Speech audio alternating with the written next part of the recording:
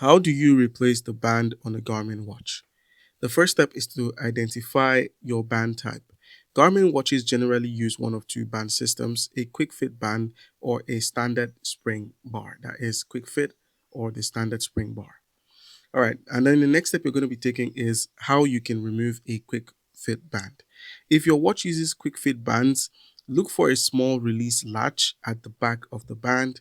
Just simply turn the watch over, locate the quick fit release latch, pull the latch back, and then lift the band away from the watch. The band should detach without any tools. Now, the next step is if you're going to be removing a spring bar brand. So, if your Garmin watch uses a standard spring bar, you will need a spring bar tool or a smart flat tool.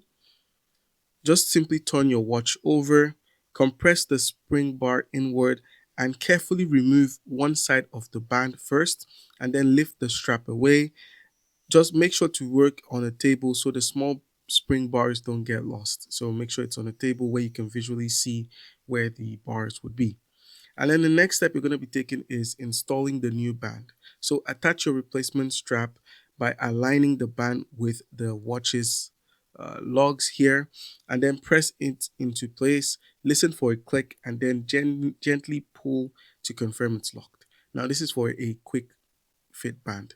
For the spring bands, that is these types here, insert one end of the spring bar first and then compress the opposite side and slide it into position.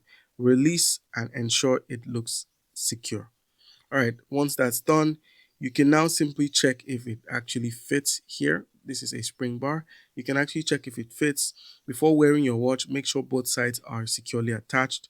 And once that's done, you can now enjoy your watch. All right, guys.